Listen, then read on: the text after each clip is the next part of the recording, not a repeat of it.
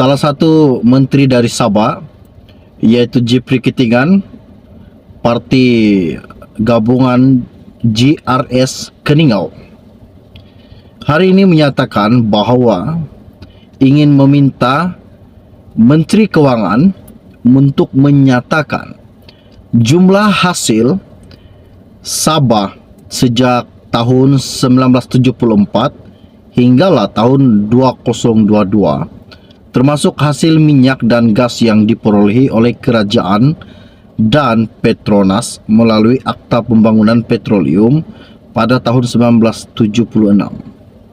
Namun apa yang dikatakan Perdana Menteri ke-10 Malaysia selaku juga Menteri Kewangan pada hari ini mengatakan bahawa tidak boleh didedahkan dari mana sumber dan berapa sumber pendapatan yang kerajaan perolehi dari Sabah. Namun ini salah satu akta peraturan dan undang-undang yang memang tidak boleh didedahkan, kata Anwar Ibrahim. Okey, baiklah. Sebelum kita meneruskan isu yang sangat-sangat menggemparkan, di mana salah satu MP dari Sabah yang berani untuk meminta penjelasan daripada Perdana Menteri ke-10 Malaysia selaku Menteri Kewangan untuk mendedahkan dan memberitahukan kepada seluruh rakyat Malaysia dan ingin menyatakan jumlah hasil kutipan kerajaan dari Sabah pada tahun 1974 sehinggalah pada tahun 2022. Okey, baiklah, sebelum saya meneruskan, jangan lupa tolong tekan butang subscribe dan sharekan video ini. Terima kasih. Baru-baru ini saya ambil daripada Malaysia Kini.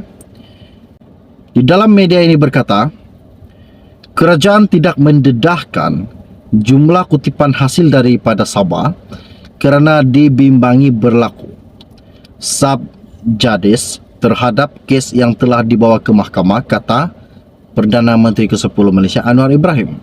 Apakah yang dimaksudkannya yaitu subjudis? Ini sangat-sangat boleh mengelirukan buat seluruh rakyat Malaysia. Satu perkataan yang disebutkan Anwar ialah berkaitan dengan subjudis. Apakah yang dimaksudkan dengan subjudis? Jadi pastikan Anda tengok video ini sampai habis supaya Anda tahu apa yang dimaksudkan dengan subjudis yang dikatakan Menteri Kewangan selaku Perdana Menteri Malaysia. Katanya Anwar Ibrahim, pertanyaan ahli yang berhormat mengenai jumlah kutipan hasil daripada negeri Sabah adalah salah satu perkara yang dirujuk dalam saman yang telah difailkan ke mahkamah terhadap kerajaan, persekutuan dan kerajaan negeri Sabah. Oleh yang demikian, tiada apa-apa ulasan atau jawapan boleh diberikan pada masa yang terdekat ini. Ini atas dasar subjudis, katanya Menteri Kewangan yaitu Anwar Ibrahim. Seperti yang saya telah katakan sebentar tadi, Jeffrey Kitingan meminta Menteri Kewangan untuk menyatakan jumlah hasil yang telah dikutip kerajaan dari Sabah sejak 1974 hinggalah 2022, termasuklah hasil minyak dan gas yang diperolehi oleh kerajaan dan Petronas melalui Akta Pembangunan Petroleum 1976. Subjudis ialah yang bermaksud sesuatu kes itu sedang dipertimbangkan oleh mahkamah dan oleh itu tidak boleh diperkatakan di khalayak ramai.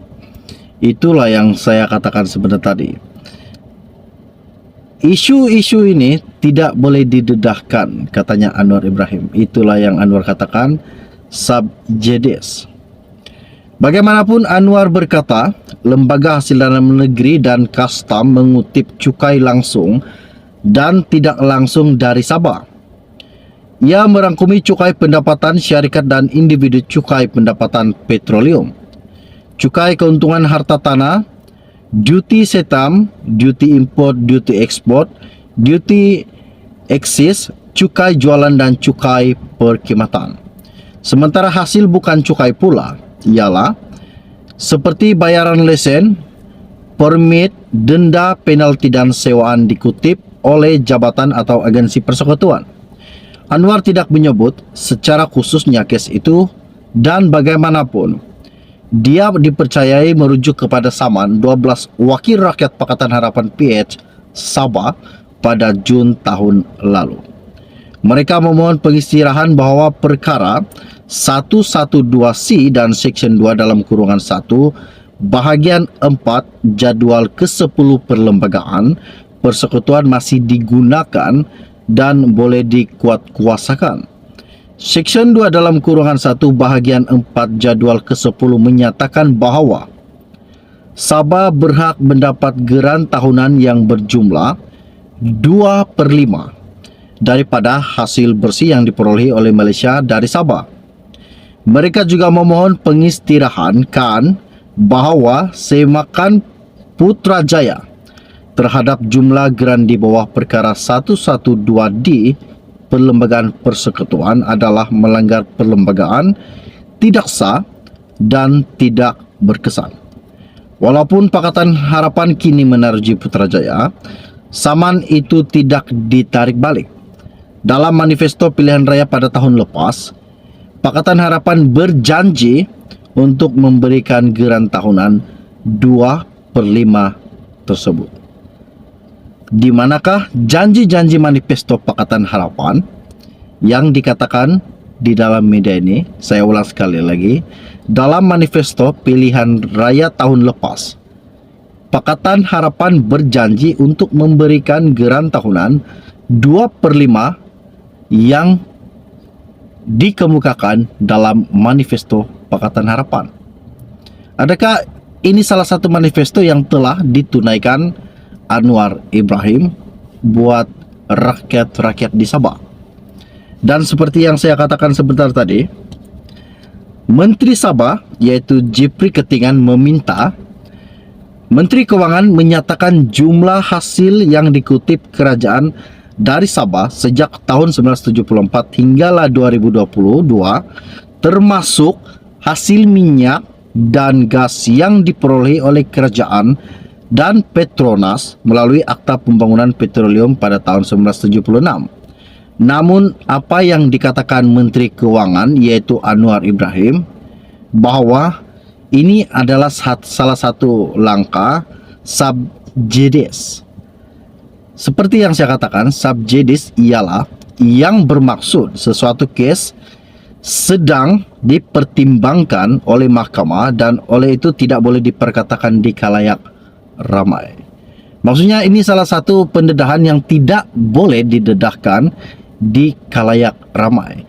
Kenapa? Adakah permainan ada berlaku di salah satu pendedahan tersebut seperti yang Jeffrey Ketingan katakan, meminta agar Anwar Ibrahim mengemukakan dan menyatakan berapakah jumlah dan pendapatan yang diperolehi daripada Sabah. Namun apa yang dikatakan Anwar itu adalah subjudice.